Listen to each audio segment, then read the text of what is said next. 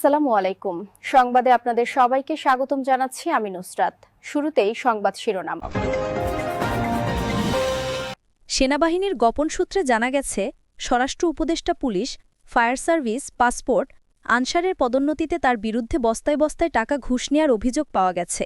স্বরাষ্ট্র উপদেষ্টার ঢাকার বাড়িতে তল্লাশি করে ৯২০ কোটি টাকা উদ্ধার করল সেনাবাহিনী সদস্যরা। এরপর জানিয়ে দিব স্বরাষ্ট্র উপদেষ্টার ঢাকার বাসা থেকে তাকে আটক করেছে সেনাবাহিনী সদস্যরা। স্বরাষ্ট্র উপদেষ্টা আটকের পর ডাক্তার ইউনুস বলেছেন, দুর্নীতিতে কাউকেই ছাড় দেয়া হবে না। স্বরাষ্ট্র উপদেষ্টা লেফটেন্যান্ট জেনারেল মোহাম্মদ জাহাঙ্গীর আলম চৌধুরীকে বহিষ্কার করা হয়েছে। সর্বশেষ জানিয়ে দিব দল রক্ষার্থে শেখ হাসিনা ভিডিও কলে আওয়ামী লীগের দায়িত্ব তুলে দিচ্ছেন কার হাতে। জানা গেল চাঞ্চল্যকর তথ্য। এতক্ষণ শুনছিলেন সংবাদ শিরোনাম, এখন বিস্তারিত। অবশেষে স্বরাষ্ট্র উপদেষ্টা লেফটেন্যান্ট জেনারেল মোহাম্মদ জাহাঙ্গীর আলম চৌধুরীর ঢাকার বাসায় ৯২০ কোটি টাকা পাওয়া গেছে সেনাবাহিনীর অভিযানে। স্বরাষ্ট্র উপদেষ্টাকে আটক করেছে আইনশৃঙ্খলা রক্ষাকারী বাহিনীর সদস্যরা। প্রধান উপদেষ্টা ডাক্তার ইউনুস এক বিবৃতিতে বলেন, ঢাকার বাসা থেকে লেফটেন্যান্ট জেনারেল মোহাম্মদ জাহাঙ্গীর আলম চৌধুরীকে তুলে নিয়ে গেছে সেনাবাহিনী। রাত ১০ থেকেই স্বরাষ্ট্র উপদেষ্টার বাসভবন ঘিরে রেখেছিল আইনশৃঙ্খলা বাহিনী। বাংলাদেশের রাজনৈতিক অঙ্গন কাঁপিয়ে দেওয়া এক নজিরবিহীন ঘটনায় গতরাতে স্বরাষ্ট্র উপদেষ্টার ঢাকার ব্যক্তিগত বাড়িতে ভয়ঙ্কর সেনা অভিযান চালানো হয়। আর সেই অভিযানে হাতে নাতে উদ্ধার হয় প্রায় ৯২০ কোটি ঘুষের টাকা। উদ্ধার করল সেনাবাহিনী। পুরো জাতি এখন হতভাগ।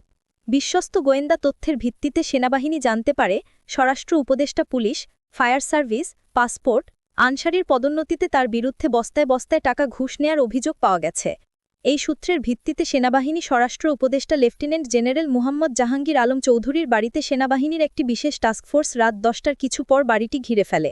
চারপাশে মোতায়েন করা হয় সাজোয়া যান ও আধুনিক অস্ত্রে সজ্জিত কমান্ডো টিম। জাতীয় দুর্নীতি দমন সংস্থার নির্দেশে পরিচালিত এই যৌথ অভিযানে উপস্থিত ছিলেন সামরিক গোয়েন্দা সংস্থা এবং সেনাবাহিনী, র্যাব ও পুলিশের ঊর্ধ্বতন কর্মকর্তারাও।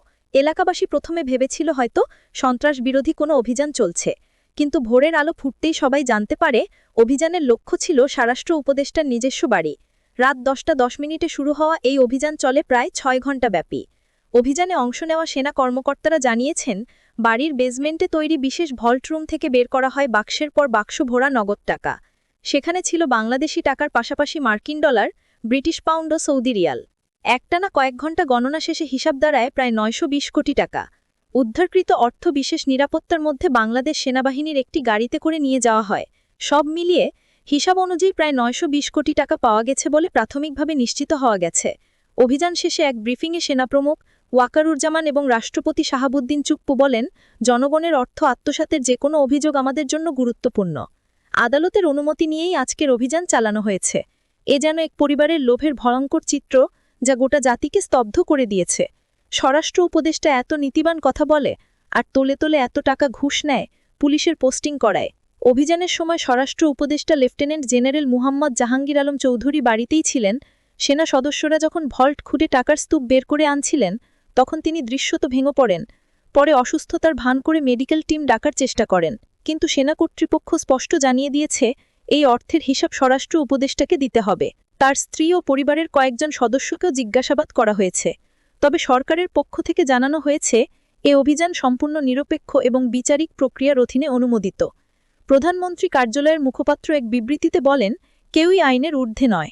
দুর্নীতির বিরুদ্ধে আমাদের জিরো টলারেন্স। নীতির আওতায় যে কোনো ব্যক্তি যেই হোক, তদন্তের মুখোমুখি হতে হবে। আর সেই প্রভাব সাধারণ মানুষের মধ্যে ছড়িয়ে পড়তে শুরু করেছে।